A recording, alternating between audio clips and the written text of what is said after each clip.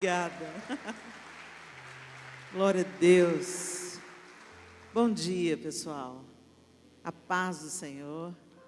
Que alegria para mim estar aqui com vocês. Uma honra. A honra é minha. Glória a Deus por 10 anos desse projeto que nasceu no coração de Deus, sem sombra de dúvida, né? Se Jesus estivesse fisicamente, corporalmente entre nós, eu tenho certeza que a Cracolândia ia ser um lugar de ponto direto, que Jesus ia estar por lá com certeza, porque Ele mesmo me deixou muito claro, eu não vim para os sãos, eu vim para aqueles que precisam de remédio, e Ele é o remédio.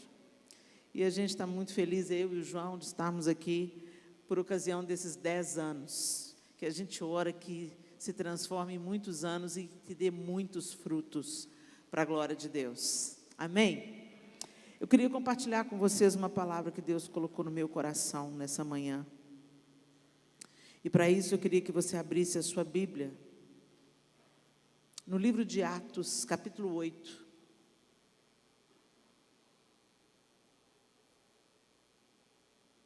Atos 8, e nós vamos ler a partir do verso 4.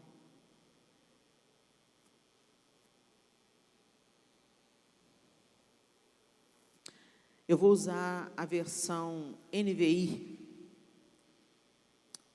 E a palavra de Deus diz assim: os que haviam sido dispersos pregavam a palavra por onde quer que fossem. Indo Filipe para uma cidade de Samaria, ali lhes anunciava o Cristo.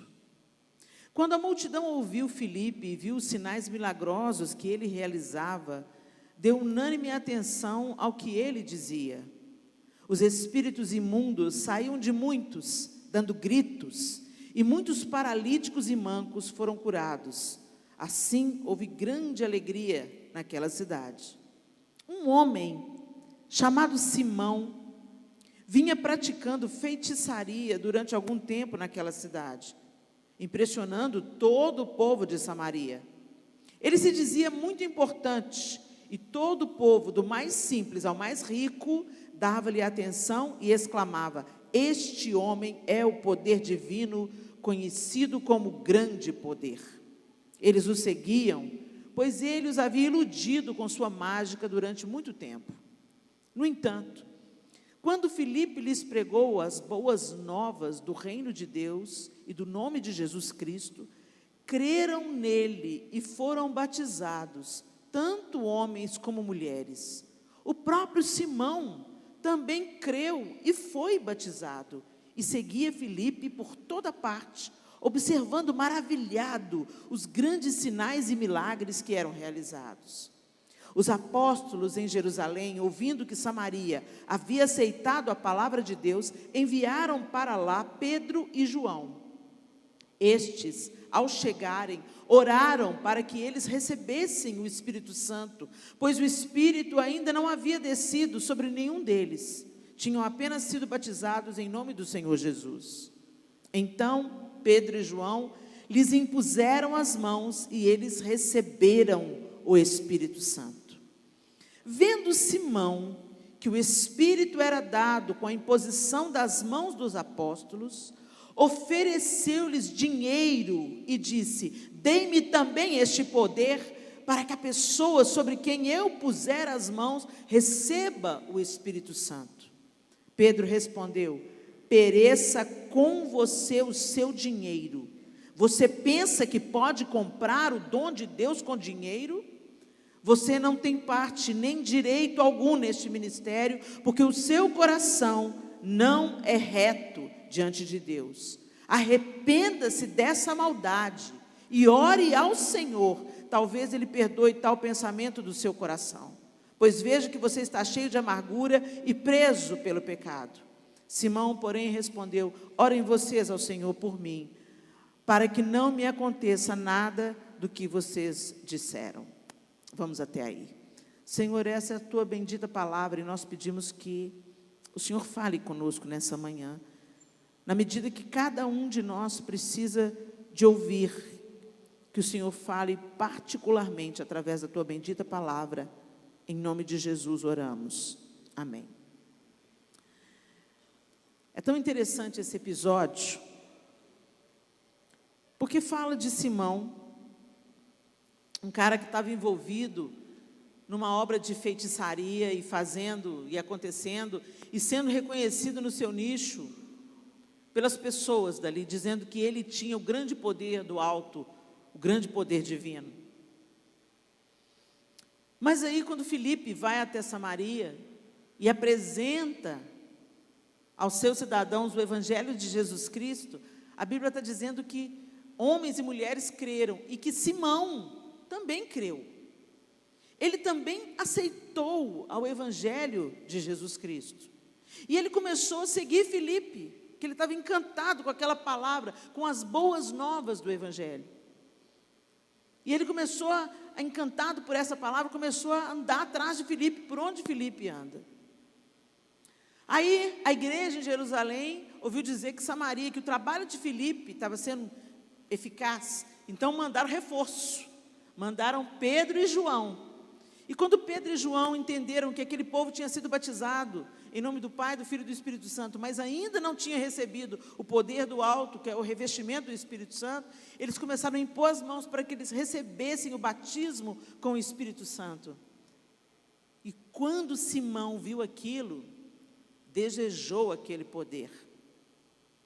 É tão interessante que todos nós, homens, mulheres, não interessa o que você está vivendo hoje na sua vida, nós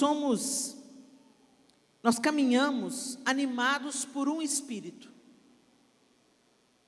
Nós caminhamos animados por um espírito, seja o nosso próprio espírito, seja o Espírito de Deus, ou seja o espírito e a influência maligna.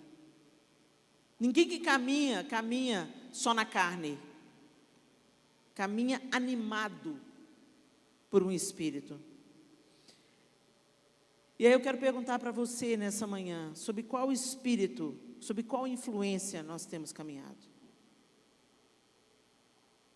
Simão estava vivendo do jeito dele, animado por um espírito de poder, que lhe dava poder, ele tinha influência, ele estava envolvido com feitiçaria. Então ele era animado por um espírito, e ele experimentava certo nível de sucesso, vamos dizer assim, animado por esse espírito. Mas quando ele vê o poder do Espírito de Deus que atuava através de Pedro e João, ele deseja comprar esse poder. E ele é imediatamente repreendido. As pessoas, elas querem poder de Deus, mas elas não querem andar com Deus. Elas querem as bênçãos de Deus, mas elas não querem andar com Deus. Elas querem a cura de Deus, mas elas não querem andar com Deus. Simão estava andando com Filipe, mas não estava andando com Deus. Porque se ele estivesse andando com Deus, ele já teria entendido que o poder de Deus não se compra. Ele é concedido graciosamente pelo Espírito de Deus que opera em nós, segundo a obra que Ele faz em nós, e essa obra nos leva à rendição e entrega absoluta. Não adianta você crer, Simão creu. Não adianta você andar com gente que é de Deus. Filipe era de Deus, e Simão estava andando com Filipe. Se você não tomar a decisão radical de andar com Deus na sua vida pessoal, não adianta você ficar aqui no projeto, não adianta você ser um cooperador no projeto, não adianta, se você não tem vida com Deus, uma hora ou outra o capiroto vai te pegar, uma hora ou outra você vai ser animado novamente por aquele espírito que você sempre foi animado. Simão amava mais o lucro que o poder que ele tinha dado por Satanás operava, e ele quis mais poder, e ele quis comprar esse poder. E nós muitas vezes somos tão semelhantes, a gente olha para Simão e fala, o que é isso? Misericórdia. O cara pirou o cabeção, será que ele acha que dá para comprar o poder de Deus? Mas muitas vezes nós estamos na mesma ilusão. A gente começa a andar com a turma de Deus, a gente começa a caminhar junto, a falar a mesma língua, a usar as mesmas roupas, a ter os mesmos tiques, mas na nossa vida privada, na nossa vida pessoal, no nosso coração, nós até cremos, mas não houve uma genuína rendição. Porque imediatamente, gente, quando há uma rendição genuína, a gente quer saber mais, e a gente quer conhecer mais. Jesus diz assim lá em Apocalipse: eis que estou à porta e bato. Se alguém abrir a porta, eu entrarei e cearei com ele e ele comigo. O que é essa parada de cear? A gente come junto de quem a gente quer conhecer mais intimamente.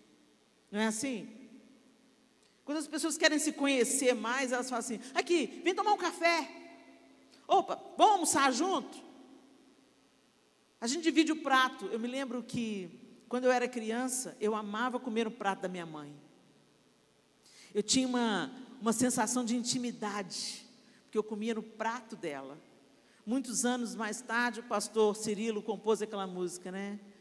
Quero comer no teu prato, calçar os meus pés nos teus sapatos e arrastar. Lá, lá, lá, lá, lá, lá, lá, lá. A música chama Intimidade. Intimidade. Come junto, você come junto. Você busca se assentar à mesa com quem você busca intimidade. Por isso que Jesus era tão discriminado, porque comia com pecadores. Não era só uma questão de comer junto, porque na cultura judaica, comer junto significa estabelecer um relacionamento. Se eu estou comendo junto com você, porque eu quero ser seu parceiro, eu quero ser seu irmão, eu quero ser seu amigo, eu quero te conhecer melhor. Então, enquanto a gente come, a gente conversa, a gente olha no olho e a gente estabelece um relacionamento. É isso que Jesus quer ter com a gente, relacionamento. A gente fala para a galera: você vai ter que orar para o resto da sua vida. O povo arregala um olho desse tamanho, como se eu estivesse pichando uma maldição. Quê? Para o resto da minha vida? Eu sou casada com o João, esse ano faz 32 anos que a gente é casado. Eu quero conversar com ele para o resto da minha vida. Por quê? Porque eu amo.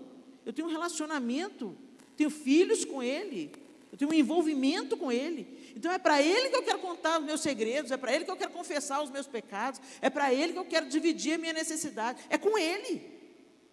Então, quando a gente fala, você vai ter que orar para o resto da vida, você vai ter que conversar com Deus para o resto da sua vida, o povo arregala o olho como se fosse uma maldição. Por quê? Porque vive na superficialidade da religião e não na intensidade do relacionamento, e é o relacionamento que transforma, é o relacionamento que cura, é o relacionamento que me torna parecido com Jesus, é o relacionamento que vai deixando a minha carne ser a cada dia mais deixada para trás, a minha vontade mais a cada dia ser deixada para trás. Só se eu estiver conectado em Jesus, que eu vou fazer a vontade dEle. Ele mesmo diz: aquele que me ama, é aquele que faz a vontade do meu Pai. Amar o Senhor é obedecê-lo. Mas como que eu vou obedecê-lo se eu não conheço? Se eu não confio? Se eu não ando com Ele? E a gente aprendeu na nossa religião, na nossa religiosidade, a nos relacionar com Deus através de terceiros. Então, eu amo Jesus, mas eu quero ouvir o que o pastor Rica tem para dizer. Eu amo Jesus, mas eu quero ouvir o que a Helena tem a dizer.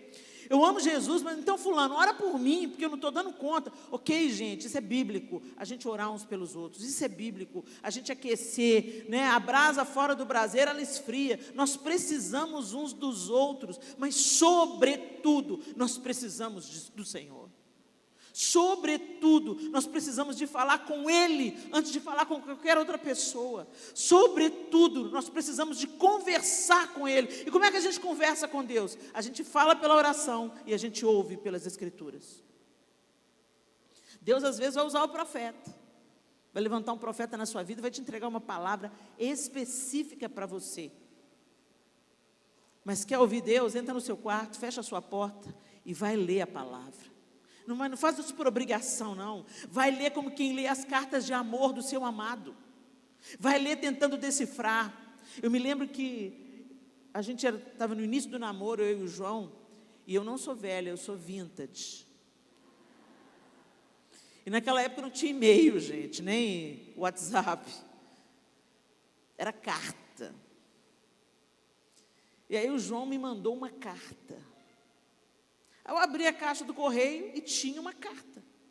E eu peguei a carta, e quando eu vi que estava endereçada a mim, virei depressa, estava lá escrito, João Lúcio Tanuri Júnior. Aí eu cheirei a carta. Estava cheirosa a carta. Aí eu saí correndo para o quarto, chamei o papai e falei, pai, lê para mim. Você acha que eu fiz isso? Não. Eu não queria que ninguém lesse a carta para mim. Eu queria ler a carta, eu queria saber o que estava na carta. Eu entrei no meu quarto, fechei a porta para ter privacidade. Abri a carta com todo cuidado para não rasgar, para não atrapalhar o envelope. Cortei assim na beiradinha, na beirada. Até hoje eu tenho a carta. Abri a carta, cheirei a carta de novo e li linha por linha. E comecei a querer entender o que ele quis dizer com aquilo. Procurei buscar os elogios e as palavras nas entrelinhas. Eu estava conhecendo João. E, gente, é essa a intenção que nós temos que ter no nosso coração para conhecermos a Deus. Abrir a palavra não por obrigação. Vamos lá fazer o devocional, né? Tem que ir lá bater o ponto. Não vai valer de nada. Tem dia que você vai ter que bater o ponto mesmo. Sabe aquela coisa de comida? Quando você está doente, você não quer comer. A maioria das pessoas que está doente não tem apetite, não é isso? Você não quer comer. Parece que trava a comida aqui, ó. Mas você tem que comer. Por quê? Porque é isso que vai fortalecer o seu organismo para você lutar contra os anticorpos serem fortalecidos para você lutar contra a doença. Por isso, a primeira coisa que você não pode fazer é deixar de comer. Então, mesmo sem vontade, você põe goela abaixo. Não é assim? E assim é o início da nossa caminhada com Deus. Você não está sabendo o que você está lendo, mas vai pôr para dentro, meu querido. Vai pôr para dentro, porque esse nutriente que está aí vai te sarar. Vai pôr para dentro. Vai pôr para dentro. Não quero ler assim mesmo. Lê. Vai pôr para dentro. Aí você vai começando a sentir os efeitos disso. Mas não pode ficar só nisso. Se passa o tempo e você continua sem apetite, você tem que procurar um médico. Se passa um tempo e aquela comida que você está comendo não está te fortalecendo, você tem que buscar ajuda. Porque a comida vai te fortalecendo. E aí você começa a ter prazer de novo na comida. Você começa a sentir o sabor e você começa a ter prazer de novo na comida. E é isso que acontece com a palavra de Deus. Pode começar como uma obrigação, pode começar como eu vou lá fazer o meu devocional, pode começar como um remédio que você enfia a goela abaixo. Eu preciso de comida, porque senão eu vou morrer. E a fé vem pelo ouvir a palavra de Deus. Então é a palavra de Deus que você tem que pôr para dentro. Mesmo quando você não entende os nutrientes que tem no prato, você fala, não, isso é bom para a saúde. Você sabe discernir o que é bom para a saúde e o que não é, ou não é? Você sabe o que tem num copo de Coca-Cola? E você sabe que é muito melhor um suco de laranja sem açúcar. É ou não é? Mas você não sabe exatamente quais são os nutrientes e os veneninhos que tem na Coca-Cola. Mas você sabe discernir o que é bom e o que não é. Assim é a palavra de Deus. Pode não ter certeza absoluta de quais são os nutrientes e de como que aquela palavra vai atuar na sua vida, mas põe para dentro que numa hora fundamental é aquele nutriente que vai te deixar de pé. Agora começa como um dever, depois vira um deleite. Começa como um remédio, depois vira um prazer, se você não interromper. E o Senhor quer falar conosco. E o Senhor quer ter intimidade conosco. E à medida que a gente vai caminhando com Ele, é que nós vamos nos tornando parecidos com Ele. Não é pela nossa escolha, não é pela nossa, não, eu vou eu vou me santificar a mim mesmo. Não, a gente dá o passo em direção à santificação. Você começa a fazer escolhas que você sabe que são vida e não morte. Mas quem te sustenta nesse caminho é o Espírito de Deus. E Ele vai te conduzindo, e Ele vai te levando, e Ele vai te empurrando. E quando você pensa que não, você olha para trás, eu ainda não sou quem eu quero ser, mas eu não sou mais quem eu era. Continua. É a canção da Dori. Continue a nadar, continue a nadar. Vai nadando. Continue a orar, continue a ler a palavra, continue a ter comunhão com os irmãos, continue a perseguir o coração de Jesus. Porque é querendo conhecer esse Jesus que nós nos apaixonamos cada vez mais por Ele. E nos apaixonando cada vez mais por Ele, seremos então transformados à sua semelhança. O nosso processo é rendição. O nosso processo é entrega. Tem uma tríade na nossa vida: coração, palavra e obras. E ser espiritual é o alinhamento dessa tríade, glorificando a Deus e andando com Ele. Andando com Ele. Andar com Deus não são episódios de fé, é uma vida de fé. E a Bíblia fala de 3 homens que andaram com Deus: Enoque, Noé e Abraão. Gênesis 5, 22, 24 diz assim: depois que gerou Matusalém, Enoque andou com Deus 300 anos e gerou outros filhos e filhas. Viveu ao todo 365 anos. Enoque andou com Deus e já não foi encontrado, pois Deus o havia arrebatado. Em Gênesis 6, 9, esta é a história da família de Noé. Noé era homem justo, íntegro, entre o povo da sua época. Ele andava com Deus. Abraão esperava uma promessa bem maior. Precisou caminhar uma vida, passo a passo, em confiança, fidelidade, espera e obediência. E lá em Gênesis 17, 1 diz assim: quando atingiu Abraão a idade de 99 anos, apareceu-lhe o Senhor e disse-lhe: eu sou o Deus Todo-Poderoso, anda na minha presença e sê perfeito. Se você andar na minha presença, Abraão, você será aperfeiçoado. Será que a gente está andando com Deus? Será que é pelo Espírito de Deus que nós estamos caminhando? Será que nós andamos animados pelo Espírito de Deus? Ou será que nós estamos sendo animados pelo espírito humano? Um dia a gente está ótimo, outro dia a gente está péssimo. E a gente dá 10 passos para frente, 8 passos para trás. Todos nós aqui nessa sala, todos nós, precisamos andar com Deus. O convite é: ande comigo e ser perfeito. Anda comigo. E a gente teve esse momento aqui agora, que antecedeu o nosso culto de adoração. É chamado de momento de adoração. Gente, adoração não é música. Adoração é uma vida de devoção. É uma vida de entrega. É uma vida que Deus ocupa o centro das suas atenções e dos seus afetos. Então, tudo que você faz é para a glória de Deus. Tudo que você faz é pensando em Deus. Tudo que você faz é na sua comunhão com Deus. Você é devoto de Jesus Cristo. Você já viu um devoto dos santos? Da Igreja Católica, por exemplo? O devoto, ele faz romaria, ele faz promessa, ele caminha quilômetros e quilômetros e quilômetros, às vezes carregando uma cruz, para cumprir uma promessa que ele fez ao santo que ele devotado. Adoração é a nossa devoção ao único que é digno de recebê-la, ao Senhor Jesus. Será que a nossa vida converge para Ele? Será que é nele que buscamos o nosso consolo, a nossa esperança, a nossa alegria, a nossa renovação, o nosso amadurecimento, a vencer as nossas fraquezas? É nele que a gente vai: Jesus, eu não estou dando conta, me ajuda aqui. Será que tudo que a gente faz na vida é com Ele ocupando o centro e o trono do nosso coração? Não se engane. Se Jesus não ocupar o centro da sua vida, outros ídolos se apresentarão. O prazer, as drogas, a bebida, a prostituição, a inveja, a cobiça, o dinheiro, o trono do nosso coração nunca vai ficar vazio. E os ídolos são bem insistentes. E eles não desistem nunca. E a gente vê isso claramente na vida de Simão. Ele creu na palavra que ele ouviu de Filipe. Ele recebeu a palavra que ele ouviu.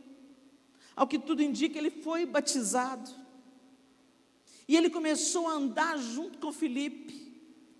Mas o trono do coração de Simão tinha um Deus sentado nele. E o Deus que estava sentado no coração de Simão era o lucro.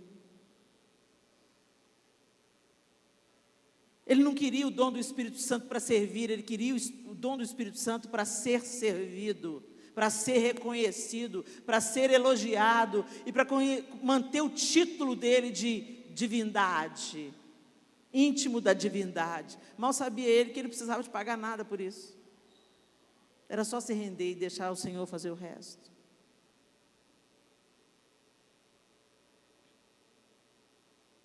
O que está ocupando o seu coração, meu querido, minha querida? O que ocupa o seu tempo? A sua vontade, a sua devoção, os seus afetos. Quando eu falei da tríade,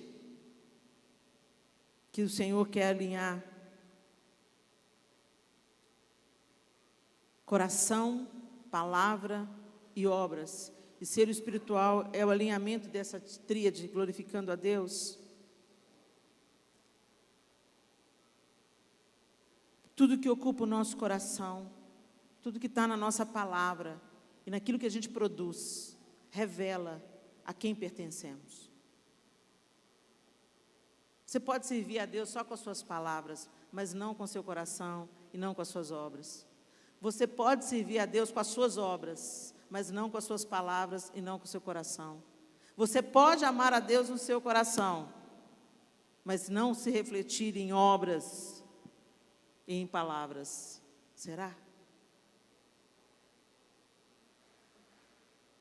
Simão creu, Simão confessou, Simão foi batizado, mas não havia um alinhamento, não de todo o coração, não com as palavras e não com as obras. É isso que fez de Moisés, de Enoque, Noé e Abraão, homens diferenciados. A totalidade da vida deles estava centrada em Deus.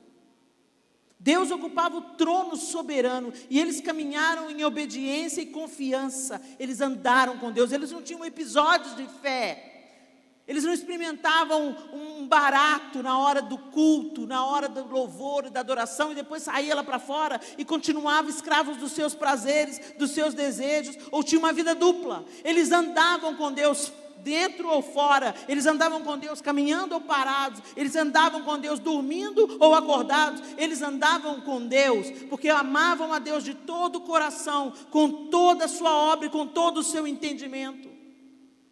Exatamente como a palavra de Deus diz que deve ser. Em Deuteronômio deixa isso muito claro. Colossenses diz assim: tudo o que fizerem, seja em palavra, seja em ação, façam-no em nome do Senhor Jesus, dando por meio dele graças a Deus Pai. Como que a gente está vivendo a nossa vida, pessoal? Tem gente que trabalha para Deus, se cansa para Deus, se desdobra para Deus, mas não anda com Deus. É empregado. E aí a gente lembra da parábola do filho pródigo. A gente pensa que a parábola é sobre o filho que saiu fora, pirou o cabeção e detonou a herança do pai. Mas a gente esquece do que Jesus está tratando naquela parábola, do coração do filho mais velho. O filho mais velho estava em casa, o filho mais velho não desperdiçou o dinheiro do pai, vivendo dissolutamente. O filho mais velho ficou em casa trabalhando para o pai.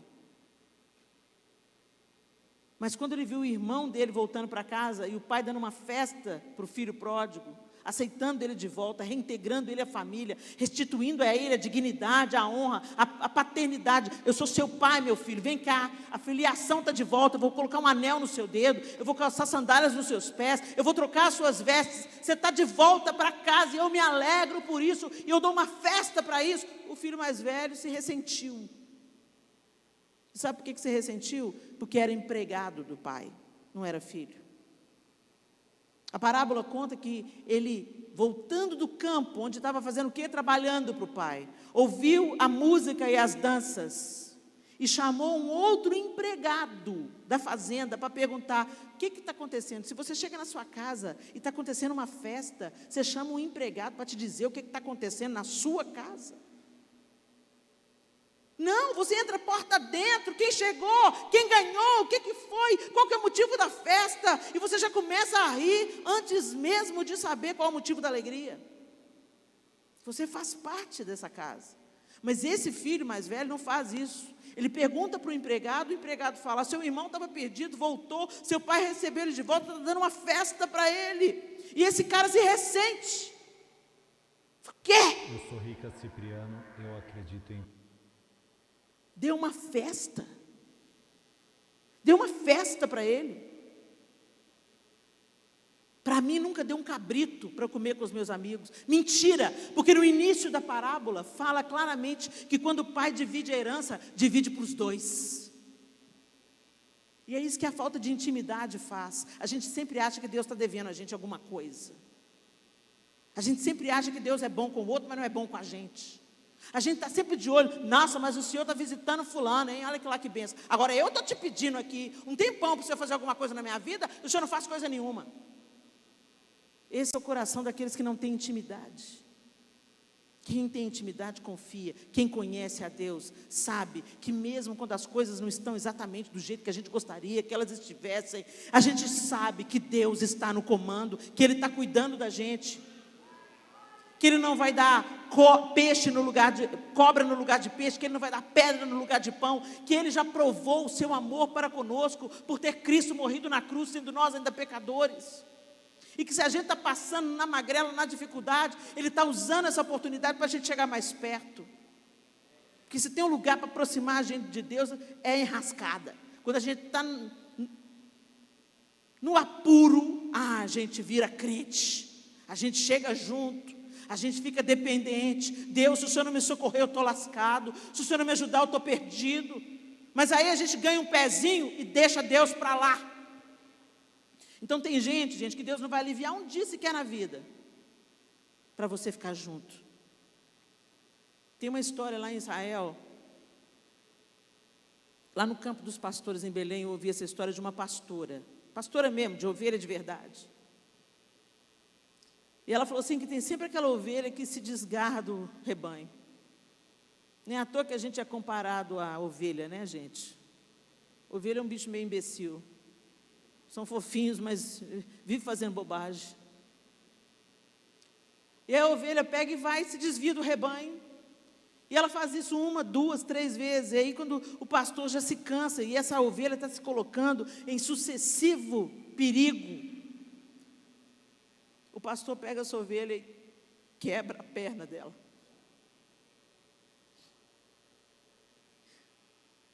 E ela falou que o pastor grita junto, porque dói mais nele do que na ovelha. E aí ele tem que carregar a ovelha. Para ele é muito trabalhoso. Ele tem que carregar a ovelha para onde ela vai, porque ela não consegue mais andar sozinha. Até ela se curar. E quando ela se cura, nunca mais ela se aparta dele. Nunca mais. Alguns de nós irão conhecer o Senhor e andar junto com Ele espontaneamente, amorosamente, correspondendo ao seu grande amor para conosco. E outros de nós teremos nossas pernas quebradas. Bendito seja Deus. Porque Ele deixa as 99 só para me encontrar. Ah, esse amor bendito, que não desiste. Que você se apegue ao sumo pastor. Chega perto. Não ande só junto daqueles que amam o Senhor. Ame também. Não queira só as bênçãos do Senhor. Queira conhecê-lo. Sentir o seu cheiro. Conhecer como Ele pensa, como Ele age, como Ele sente, como Ele ordena. E ande em obediência. Em primeiro lugar, o reino de Deus, a sua justiça, as demais coisas serão acrescentadas. Vem para a intimidade. Ande com Deus. Na vida, no trabalho, enquanto faz comida, enquanto cuida das crianças, enquanto serve, enquanto descansa, enquanto se diverte, enquanto trabalha. Ande com Deus, dependa de Deus, confie em Deus, caminhe com Deus. E para a gente conhecer, a gente tem que falar. E tem que ouvir. Fale. Ore para o resto da vida. Fale. Deus não precisa das suas orações rebuscadas, Ele já conhece seu coração. Rasga o seu coração. Senhor, hoje eu estou mal. Senhor, hoje eu estou abatido. Senhor, hoje eu estou desanimado. Seja verdadeiro, seja honesto. Senhor, hoje está difícil para mim, eu estou sendo tentado. Abra o seu coração. Seja verdadeiro, seja honesto. E depois pare e escute. Leia a carta de amor, tentando buscar nas entrelinhas o que Deus quer te falar. Feche os seus olhos.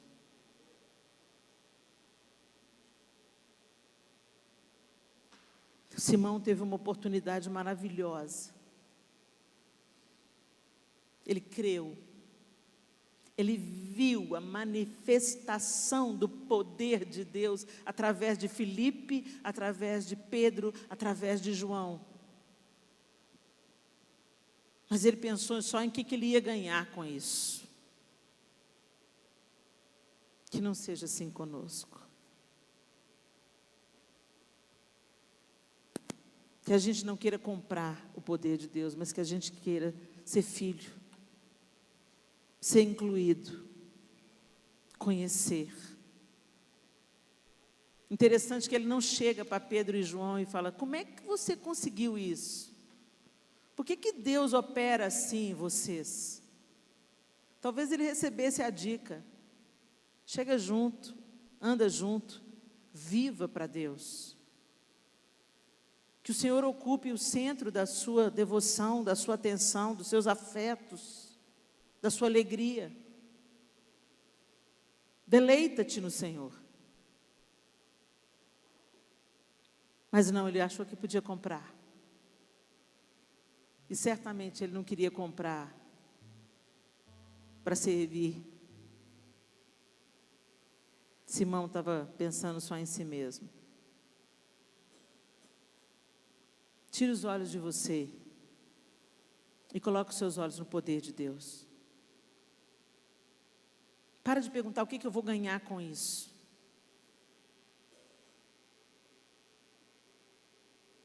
E fala: Senhor, eu quero ganhar o Senhor, mesmo que eu perca todo o resto. É o Senhor que eu quero, é do Senhor que eu preciso. É com o Senhor, é o Senhor que eu quero conhecer. Chega mais perto. Não chegue perto apenas daqueles que amam ao Senhor e que obedecem ao Senhor. Chega perto do Senhor. Não tenta se relacionar com Deus Pai através dos empregados de Deus Pai, como fez o filho mais velho da parábola.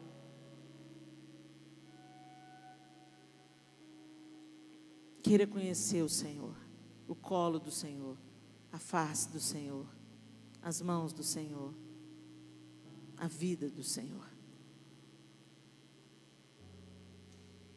Senhor, nós precisamos de Ti.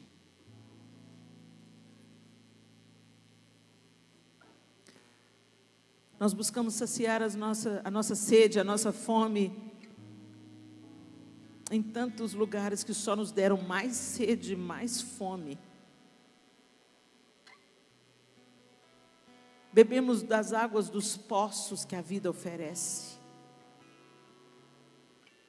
Mas nós queremos beber da água que é o Senhor. Como aquela mulher na beira do poço em Samaria. Nós queremos Te conhecer, Jesus. E queremos ser Teus adoradores em espírito e em verdade. Que o Senhor ocupe o centro radical da nossa devoção, para que a gente encontre a vida. É nessa devoção e adoração ao Senhor que nós somos nutridos, que nós somos erguidos, que nós somos curados. O Senhor não precisa de ser adorado, o Senhor já é grande, poderoso, majestoso, cheio de glória. E os anjos já Te adoram incessantemente. Mas o lugar da adoração é o lugar do encontro. E nesse encontro nós somos mudados, fortalecidos, curados. Ajuda-nos, Senhor, a não querer só as Suas bênçãos, os Seus talentos, ou as manifestações do Teu poder, mas queremos o Senhor.